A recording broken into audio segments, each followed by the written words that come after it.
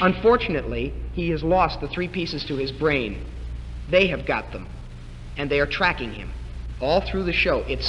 What I wanted to write was a chase. I wanted to write the 39 Steps or North by Northwest or the Maltese Falcon. However, the Maltese Falcon in this case is a strand of wire, copper alloy wire, on which every man, woman, and child of Earth 28,000 years in the future have been translated into their basic electrical components and stored on the wire. And he's packing it with him. But where? He doesn't know where. I originally wrote it as a cross-country chase with some great groovy scenes in it, and they said, well, this is, forget it, Charlie, this is a $10 million feature, you can't do this. So they said, but we like the story, right? So they said, how can you adapt it? And I said, well, I don't know.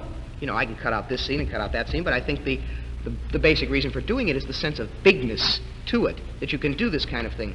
And they said, there's an old building downtown in L.A., and I said, the Bradbury Building? They said, yeah. Have any of you ever seen the movie Good Neighbor Sam? Or do you know the last season that they did 77 Sunset Strip, the building that the detective had his office in, that great old Rococo building? This is a building that was built 75 years ago. It's fantastic. It's got a central open court with 2 water-operated elevators on either side, open cages, big stairways that run for 4 floors on either side. And it was once one of the fanciest buildings in town. It's now become a slum kind of thing where there are Spanish passport offices and cheap jack ladies' apparel things and button shops, and at noontime all the Spanish chicks sit out on the stairs and eat their lunches, and it's kind of grubby and groovy, and everything is rococo and all that kind of fretwork, and it's beautiful. You can shoot through this ironwork and see these things. They said, do you know the building? I said, man, I love that building. And they said, could you do it in there? And I started to think, how can you take North by Northwest, or the 39 Steps, which is sprawling. It's like taking the movie Giant and putting it in one room and doing Who's Afraid of Virginia Woolf. They said, can you do it? I said, I don't know, let me go down.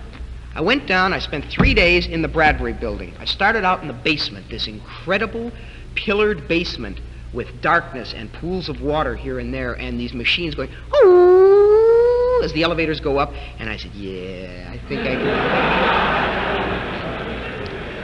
And there's an attic and a smokestack on top of the building, and I learned every single facet of that mother building, everything, man. I knew that. I could tell you, I see that building in my sleep. And I came back, I said, I can do it. They said, can you do it for $125,000? I said, I'll try. Listen, what could I tell you? Business is business, right? I'll write it, don't worry. I sat down and I wrote this script. They started to push me. Deadline, we gotta get it in. And they pushed me so hard that I went into a block, and 2 weeks, nothing. Couldn't write a word, and I said, I got it tomorrow, kids, you'll see it tomorrow, and I had nothing for 2 weeks. I sweated bullets over this thing, I mean to tell you. And when it came out, to my mind, it was the best thing I'd ever done for television. And I took it in, and they read it, and they said, what is going on here? What is happening? Because I started nice and easy here, Here's an easy thing. A man wants to kill another man, and they're tracking him, right? Which is like starting out in your left-hand pocket, and I went way back there somewhere. And they said, they're not going to understand this, man. What are you talking about? Because I put it in the building, and in the building, the Kaiben get him trapped. They lure him to the building. Breach, the man in the circle of light, lures him to the building where they have got a force bubble set up, and he's trapped in the building, he can't get out.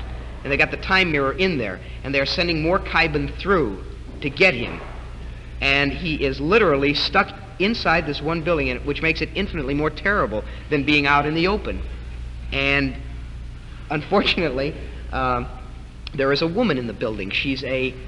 I made her originally because I had to. Now, those of you who have ever wanted to do anything that they told you can't do will know what I'm talking about. Trent looks like you or me. He's played by the way, as I started writing this, I wrote it for Robert Culp. Do you know the actor? He did a series called Track Down. He's a very fine, intense kind of actor, and he will do this with just the right touch of hard and nice. In any case, I wrote it for Bob Culp, who is a white man, and as I started to write the script, and I wanted to do a girl, I wrote her as a negress, and she falls in love with him. And I wrote the entire script, and I brought it in, and they said, you're kidding. They said, tell me you're kidding, Daddy. And I said, no, I thought I'd do it and see what happened. And they said, well, Yeah, well, it's... You story writers, you can do a lot of things in a novel that you can't do on television. I said, I know that. I've been here a couple of minutes. And so he said, so what did you do it for? And they cried. And this producer is a whiner. He's not the kind of guy that says, you asshole, what did you do? You blew a month on me. I got a production date, Schmendrick. What are you doing to me here? He doesn't do that. He says, what are you doing? Why did you whine, you little Lulu? Anyhow, I took it home and I came back 2 days later and I made her a Mexican girl, which is a cop-out, right? But it's not as big a cop-out. Consuelo Losada, 40 years old. I'll read you my description of her. Consuelo Losada, late 30s, Mexican, lonely. She is not beautiful, but is arresting, as a peasant woman in an Orozco painting is arresting, exhibiting those features of nationality and personal strength that tell us this is a woman who has had to get dirt under her nails to get along in the world. Loveless, she has erected a hard carapace about herself, yet there is a touching need to give dominant in her makeup. She speaks perfect English in the contemporary idiom and knows perhaps too well what reality and the world are made of.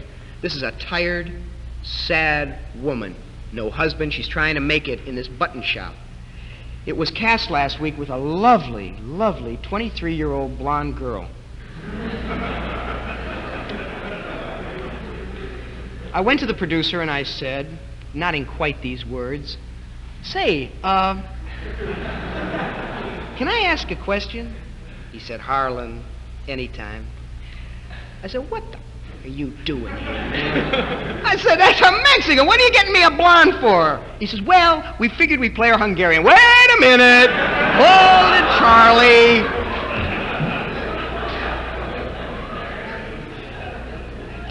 But I screwed him. Because I once dated the chick, see? So I met her husband, and I took him out to dinner at this groovy restaurant in the valley, and I started to work. And I swing pretty fair over 6-7 hours. By the time I got done, she was speaking like this. Jace. And she said, I do Spanish. You see, I do Spanish. And she went in the next day. They wouldn't let her put on a black wig, but she does it with a black kerchief. And she's a hell of an actress, and that part is okay. But you see what I mean about adapting science fiction? Oh, by the way, the kicker of the story is the girl, I don't know whether I should tell you now, because it'll surprise, well, why not? The girl falls in love with him in a very strange kind of way because she says in the love scene, may I read you a love scene? May I please? God love you. Her name is Consuelo.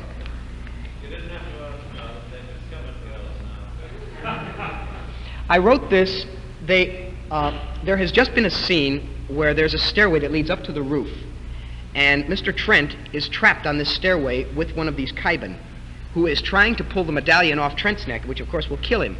And as they're wrestling about on the stairway, this alien also has one of the fingers, one of the lobes of the brain that goes into one of the fingers. And he's wrestling with him on the stair and trying to pull off his medallion as the other guy's trying to do it to him. And suddenly, from behind them, comes the girl, or the woman.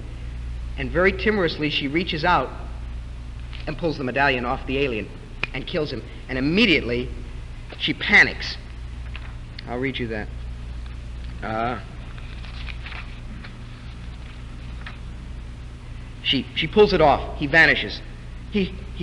I killed... Oh, Madre de Dios. She begins to cry. She goes into almost a catatonic state because she's killed someone. Trent, realizing they've got to get the hell out of there, grabs her, pulls her up this stairway, up through a trapdoor in the attic, and out onto the roof of the building. There's a gray fog swirling, which is the force bubble. They can't get out. There's no way they can go. He's saying, Consuelo, listen to me. She whimpers, still looking at the medallion in her hand, still crying. Mr. Trent, Consuelo! He shakes her. She stares at him, not seeing him. Stay here. I think just stay here. He rushes away from her. She stands numbed, almost like a zombie. Another shot past Consuelo. As Trent dashes to the ladder of the smokestack. There's a smokestack on the top of the building. He starts to climb. Camera follows him. He climbs high, high, high, and gets to the top, looks inside, disappears inside the stack. A moment later, he reappears, starts to climb down. He comes back to her. Camera follows him through all this action. Now he comes to her, and they're in close-up. There's a repairman's shelf in there. Can you climb? No reply. Dazed, faded eyes, strange, lost. He shakes her. No reply. He shakes her terribly hard. And when there is still no reply, he herds her ahead of him, starts her up the ladder as camera follows them. She is literally bulled ahead of him as he hangs close behind her so she can't fall. They finally reach the top and climb inside. Interior of the aluminum stack, close shot. This is, by the way, an easy thing to shoot. They shoot it on a stage, and they just put a circular thing of aluminum so you think they're inside.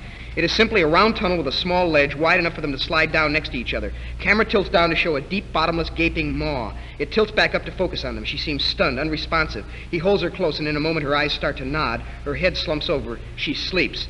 She is seeking security. She can't hack it. She's got to either have a greater shock, which is not feasible for the plot, or go into sleep. She's got to retreat. This is logical. I'll tell you what they did to it after.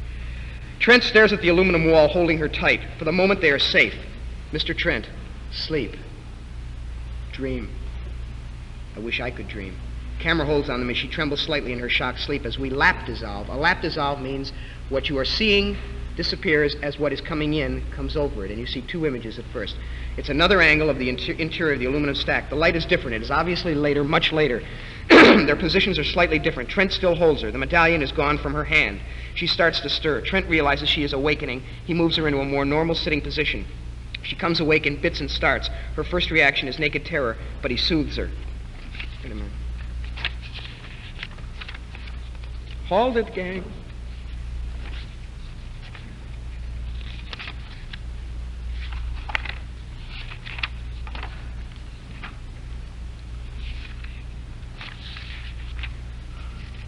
Sorry.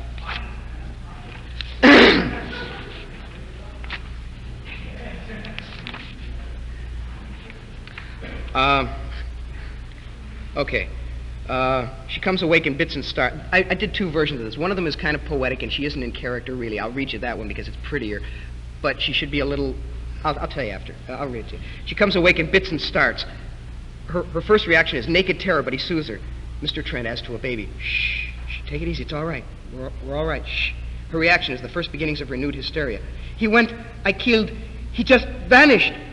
Mr. Trent, he tried to. I don't care. I killed. I'm no better than you or them or... Trent pulls her around, looks intently into her face. Stop it.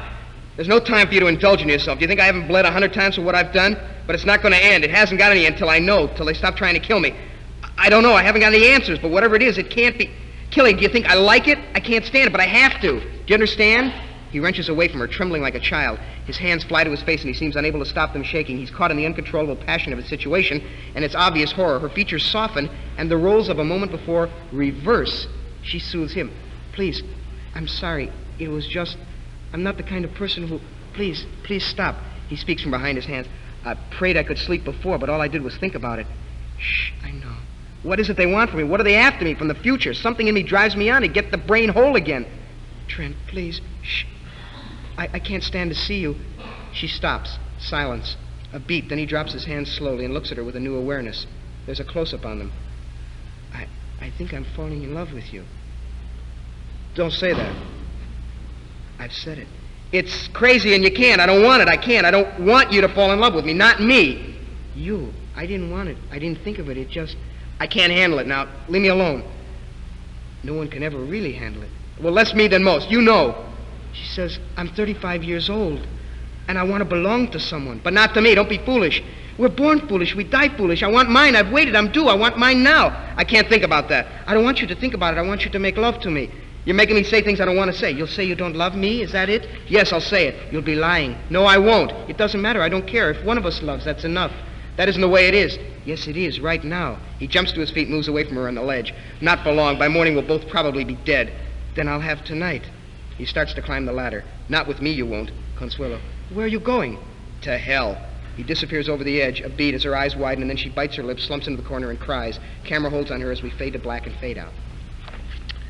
Now, that was the way it was written. This is called a shooting script group. Manish Tana Halala Hazay, Shevkol Halelos. Here is the way that scene goes now, roughly. The hand has just told him that he is the last hope of mankind, that he carries with him the wire. And Trent says, to protect all men, I've become a killer. When does it end? Consuelo, I was so busy feeling sorry for myself. She hasn't spoken, by the way, for 4 pages. She hasn't said a word. All of a sudden, she comes out with this. I was so busy feeling sorry for myself. Trent, I think I'm falling in love with you. No motivation. Right? The woman has not fallen asleep. She has not had anything terrible happen to her. Look, psychologically, for a moment, I'll explain why I did it the way I did it. The woman has committed, first of all, she's a poor schlep of a woman who's never had anything happen to her, but suddenly she's pulled into the middle of something terrible, frightening. She's seeing men die all around her, and this man that she's with, she is compelled to be with him, because if she isn't, she will be killed by these other people. So she seeks companionship with him because she must. And pulled along in this animal chase, she performs an animal act. She kills another man, something she would not do. The shock is so great that she must go back to the womb, which is sleep. When she comes out of the sleep, he is able to coax her back into a semblance of reality. And then, not so much perhaps because she's in love with him, but because she must relate back to reality, she attaches to him. And this is mistaken as love. And she says, I love you. And there is motivation from one to the other. Here, there is nothing like that. She does not fall asleep. They are just pulled up into wherever the hell they are, and she suddenly, all of a sudden, I love you. A beat. Then he drops his hand slowly, looks at her queerly with a new awareness, close up on them. Trent, strange where you find beauty. Consuelo, I married a man once because I was lonely, afraid. I'm 35 years old and I want to belong to someone. But not me, Consuelo. I've waited so long. I'm not in love, Consuelo. It doesn't matter, I don't care. He jumps to his feet and moves away from her on the ledge. By morning, we'll both probably be dead. She is quiet, eyes fixed patiently on him, waiting. He says harshly, it won't do. Consuelo, there is no time to wait for you to fall in love with me. Trent, don't sell yourself so cheap. Consuelo, don't hold yourself so dear. He starts to climb the ladder. Consuelo, where are you going? Trent, to the devil.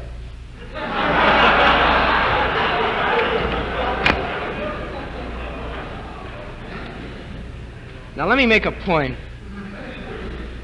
I'm not a whore. I value what I write. Now, just because I write television, I don't know whether you like what I read to you from what I wrote, but I give as much attention to what I write in television as I do in a book or a short story. And I want to tell you, I went through hell. Because what they did to it was they screwed it up. Now, they can't kill it because I wrote it so tight that they're stuck with the story. But they can tchotchke up here and there. And they do. Later on, they have her kill again. They have her pull a second medallion off, which, of course, totally dissipates the strength and the shock of what she has done initially.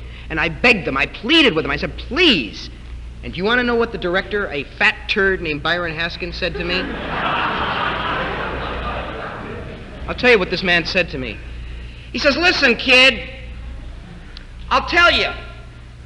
I don't really give a damn about this show. I just want to shoot it fast and take the money and run. I want to keep working. I said, why, you slug, you. I said, that's the most criminal approach to a craft I've ever seen. You ought to be run out of town on a splinter. He says, listen, son, you may have wounded tennis player feelings about... This is verbatim, gang. You may have wounded tennis player feelings about this, but I want to tell you something. I've been in this town 37 years. I said, yeah, and all you got to show for it is a fat gut and the shiny seat of your pants. At which point, Bobby Justman, who's the production manager, and another gentleman lifted me up like so and took me out. This was a mild interchange. Now, this is not typical. In Hollywood, the writer is chattel. Now, understand this so that when you curse what's on TV, you don't blame, well, there's blame, but it's not that kind of blame. Carefully now. You can't use the word lunatic in a script. You know why? Because the nuts in the asylums may object. Right? I did a Burke's Law where a guy is leafing through some papers he's not supposed to be, and another character comes up and he says, hey, Charlie, this ain't the Christian Science reading room. It appeared on television as, hey, Charlie, this ain't the public library. Ha, ha, ha. Right? Why did they take it out? Because the Christian Science reading room might object to someone reading. Right? Now, what was originally fear, excuse me, I'm getting into the whole... Am I running short of time? No. This is like the whole condition of the country, which is why a schmuck like Goldwater can get in. Because we work and we operate out of fear. We're motivated by fear. They've made us fear everything, for Christ's sake. What started out as not wanting to offend, like saying, "Kikes are bastards," or "Where are the niggers," something like that, which is, reasonably sensible. They now come to the point where a man named Adrian Samish, an ABC network continuity man on Voyage to the Bottom of the Sea, said to me, "You have a character here named Philip Trelawney. He's an advertising man." I said, "Yes, that's right. It's a very English name, isn't it?" I said, "Yeah, it's a very English name. What about it?" He said, "Well, it's... you can't have that." What do you mean why can't I have an English name? I said, "Well, it might be offensive." I literally could not believe my ears, but I was cool. I said, "Oh, okay, I understand. Yeah, well, what would you want me to change it?" He says, "There were other things I wanted kept in. You give a little to take a little, Dig." He said, "Yes, would you change it?" I said, "Certainly. We're sitting at a table. There's 9 of us. It's a long, long table at 20th Century Fox, Irwin Allen's office. It's a long table, about as long as that aisle. And he's down at one end, and I'm down at the other, and they made the error of bringing me in, right? Because writers are not brought in on these kind of conferences. They're told what to do afterward. The writer's never brought in on anything. But anyhow, he says, "Yes, would you change?" I said, "All right, how about Philip Wesley? How about that?" "Oh, that's much better." Right? Is Wesley an English name? Could it be any more? Right? But he was happy with it. And then we're going along, and at the end of this particular script, there is a scene in the submarine where this woman spy, is about to release, this is going to sound weird, this plankton, which is growing in the back of the sub and is about to eat everybody, right? Seemed logical at the time. And she's holding a gun on these guys, see? So this man says to me, he says, "Why don't you have them jump her?" And the man grabs at her face and pulls off a mask. And she isn't beautiful at all, she's ugly underneath. I said, "Beg your pardon?" He says, "Well, I saw it in From Russia with Love and I liked it." I said, "Well, I saw it in From Russia with Love too, and I liked it, but what does it got to do with this script?" He says, "Don't, just use it. Use it." I said, No. I said, "No, Sid, you don't tell me to just use it. What do you mean? It doesn't work. It's gratuitous. It does nothing." I said, "All through this script, people have been hugging and kissing and balling this chick. All of a sudden, they find out she's got a rubber mask on?" He says, "Well, you can work around that." They say, "Well, you can work around that," right? It means restructuring the entire show. So I said, "No, I don't think so." Well, anyhow, he says, "You'll do it." Oh, yeah. And I said, "You have about as much, you vegetable-minded nitwit, you can't talk to me like that." And he slammed on it, and I went for him. I went right down the length of that table. I was on top of that table, and I climbed all the way down the other end, and I was on him with my fangs, so help me Christ, he'd have gone to his grave with my teeth in his throat. Four guys pulled me off this son of a bitch and put me in the other room, and I'm twitching like this. I'm doing an adagio. And Irwin Allen comes in, who was built like an avocado, and he says, he does a Lenny Bruce bit. He says, "You bloody mau-mau, what are you doing to me?" He says, "For Christ's sake, you're trying to kill me with the network." He says, "Will you do what he wants you to do?" I said, "No, I won't do it." And I was under contract, and he says, "Well, then we're going to have to do it." I said, "You do it." I said, "I'm going to have the Writers Guild on you, I'll have my attorney on you," and I said, "and I'll bomb your mother home." He says, "All right, will you do it?" Well, anyhow, it was either me do it or them do it, right? It's going to be done. A writer sells a script, he's finished. That's it. He's done. They buy the whole shtick. He's got no say. He can turn out the most beautiful piece of 10 minutes, okay? Can turn out the most beautiful piece of material you've ever seen, and they will take it and do with it what they will. Because between the writer and you stand the following. On Voyage to the Bottom of the Sea, for instance, there are 28 separate and individual people at the network alone who read the script and make suggestions. Now, Dig, where you work, somebody may say, "Hey, what about if we put this over there?" And you say, "Well, maybe, okay." But when a suggestion comes down from the network, that's not a suggestion, Daddy. That's do it. That's do it. 28 people at the network alone. The sponsor, the sponsor's family, the sponsor's advertising agency, the production company, the studio. There are something like 80 to 85 people between you and me and anything you're going to see that I ever did. Now, if you're able to get around them a little bit, you can do something nice. But I tell you now of Howard Rodman, who won the Writers Guild Award last year for a brilliant script on Naked City called Bringing Far Places Together, which was about a riot up in Spanish Harlem. You may have seen it, a fabulous script. Howard Rodman did a show called The Game with Glass Pieces for the Bob Hope Chrysler show. You may have seen it. It was about an actor. I read this in script form, and it made me cry, literally cry. It was beautiful and sensitive and intelligent, and it didn't insult you, and it made you feel like you'd seen something. And it was so badly done on television, it went through you like beats through a baby's backside. And Howard Rodman, who is like me, a guy who cares, went in and attacked the story editor, Dick Berg, and Howard's a big mother, and he yanked him one hand right up from behind the desk, and well, I can't use the word, but it has to do with one of your extremities. Anyhow, you know. And Howard almost killed him, and he put him down, and he went out, and the next day he sent him a big box, and in the box was a pair of scissors with a piece of black crepe around it. Now that's Howard's fight. Another writer, Stephen Lord, on Outer Limits, did a show called The Keeper of the Purple Twilight, which was a piece of shit. And they changed it on and made it an even more incredible piece of shit. And, but Stephen Lord is not a very good writer, and he doesn't recognize the difference between gradations of dung. And as a consequence, Stephen Lord sent to Ben Brady, the producer of the show, a black wreath in memoriam, Keeper of the Purple Twilight, right? This is all we can do.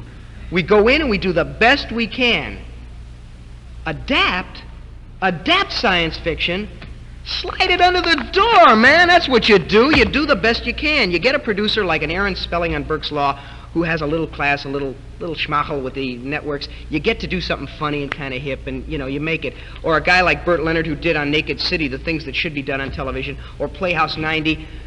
More and more today, there are more people between the writer and the viewer, and there's nothing that can be done. And if you stay in Hollywood, it's a matter of attaining success. And I quote to you Charles Beaumont's description. Oh, by the way, I don't know how many of you know this. Charles Beaumont is dying. He has a very strange sickness that they have not really quite diagnosed, and bit by bit he's going. And this is a great loss to all of us, because he was a fine, fine writer. He still is. Anyhow,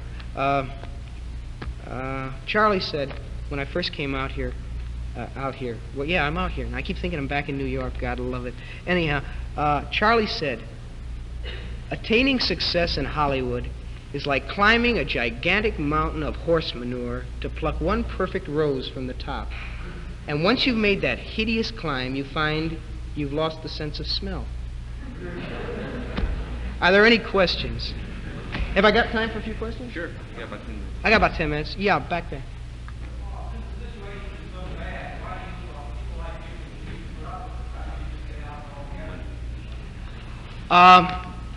Well, I'll try and be as honest with you as possible, and I won't cop out.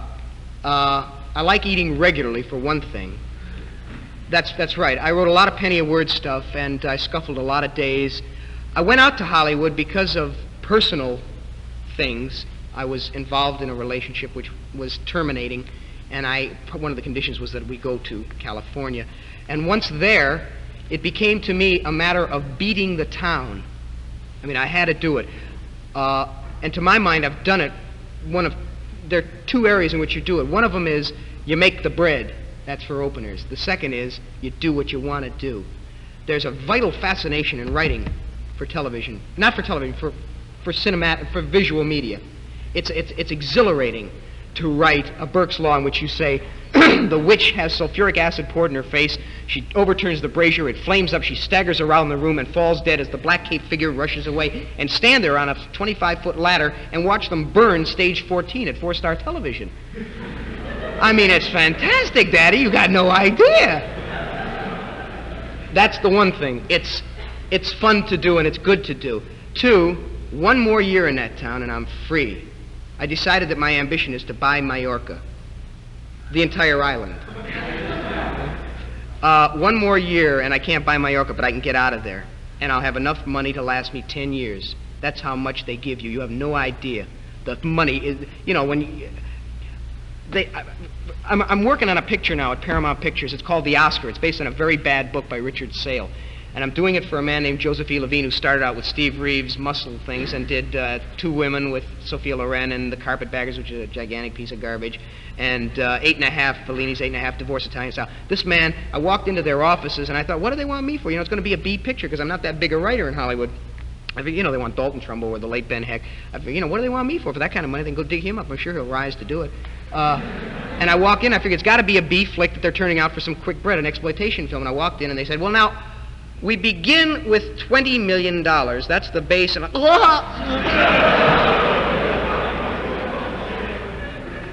that will give you an idea of the kind of salary I am making. That's another thing. I live nice and I have no debts. And one more year, and I'm out, and I can do what I want. But in addition, there is this thing of, it's nice to, when you see Soldier, when you see Demon with a Glass Hand, as bad as they seem to me, had you not known these things, they would seem perfectly fine to you. And I think you will find them a couple of notches above the ordinary television garbage you see. That is the reasons. Does that explain it? Except what? No, I don't want to cop out on you.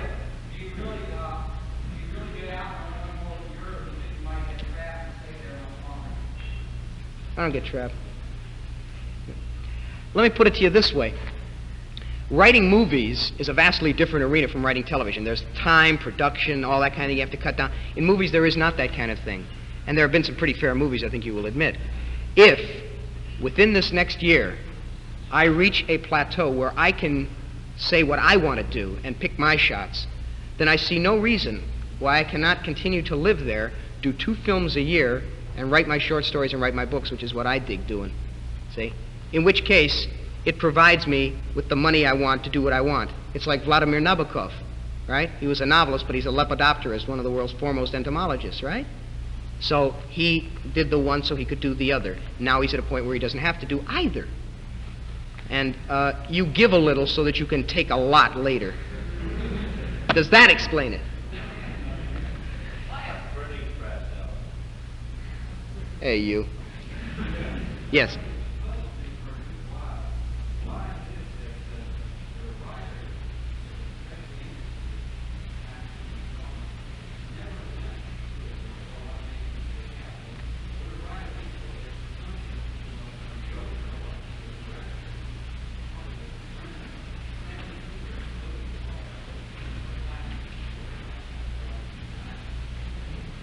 He got one. He got Pierre Boule's The Planet of the Apes. Rod Serling is writing it. Yeah, this by the way, another thing that, you know, you talk about adapting science. Here is Rod Serling, who is a nice guy, and he's a pretty fair country writer when he's good. When he's bad, he's dreadful, like we all are. But somewhere along the line, he dug science fiction. See, so he did Twilight Zone. Now he is the authority on science fiction in Hollywood, right? I wish I had a dime for every lawsuit that man has against him from writers he's boosted stories from. It is a case of monkey see, monkey do. The Stephen Lord I told you about, this is a man who has had hundreds and hundreds of assignments in Hollywood. Every one of them is bad. I mean, I've read a dozen of this cat's scripts. He couldn't write his way out of a pay toilet. And he keeps getting work because they know you on reputation only.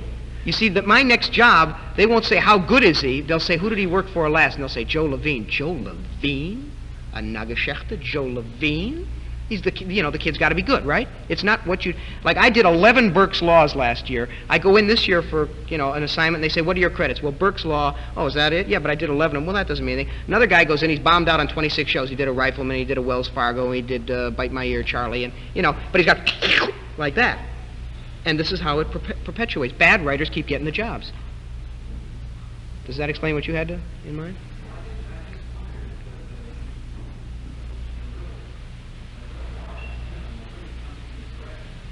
The real art in the cinema comes from directors?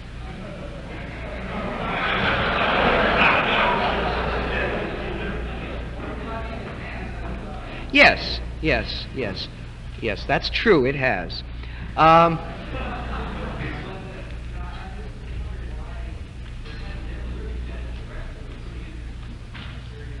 That isn't true. There have been a number of them. Unfortunately, they are hamstrung by the exigencies of the system and production. That's all I can tell you. I don't know. One more question. Can I have a real blockbuster? Huh? Am I still a communist?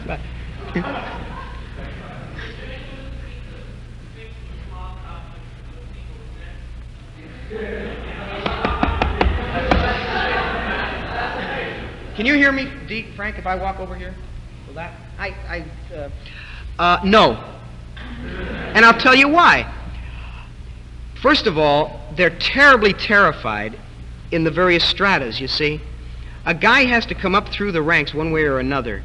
Now take Ben Brady and Selig Lester. How did they get where they are? Well, Selig Lester wrote television and movies for 15 years. See, so they automatically has a base of having worked in the cinema medium, right? So then he gets a series. Somebody says, well, you'll do this show. You'll write X number of segments. I could have wound up being story editor on Outer Limits, by the way. This was a side deal.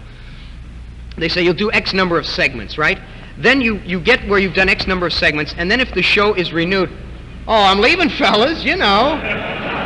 Cool it. I don't need a house to fall on me.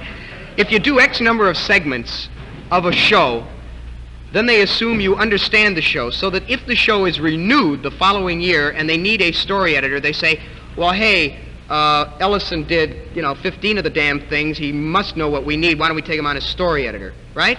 So you suddenly are no longer a writer. You're what they call a hyphenate. You're a writer-producer. You're a director-producer. You're an editor-producer, story, writer, thing, hyphenate, right? Like that. Okay. So then you move up to story editor. The following year, you're going looking for another job. I'll be out in 1 minute. You're not a story editor. You become an assistant producer. And the year following, you're a producer. So it's a hierarchy, you see? So that everybody who is there because somebody has said, hey, he worked last season. We don't have to worry. He gets the job done. If you were to put in those who should be in, artistically, you wouldn't see anything on television. That's right. Because they've got target dates. You've got to be there by September. It's not how good, it's how soon. Literally. Now, if you want TV on next season, because we have the system we have, you've got to have the Schmendricks in. And once in a while, somebody who cares, a Howard Rodman, a Richard Allen Simmons, a Robert Allen Arthur, or a Reggie Rose, they'll be able to slip through something good. And you have to watch for it. And you have to patronize what's good. Don't give me this crap about, oh, there's nothing good on, and when something good comes on, you're over watching the Beverly Hillbillies. Don't give me that crap. Because that's what the people basically want.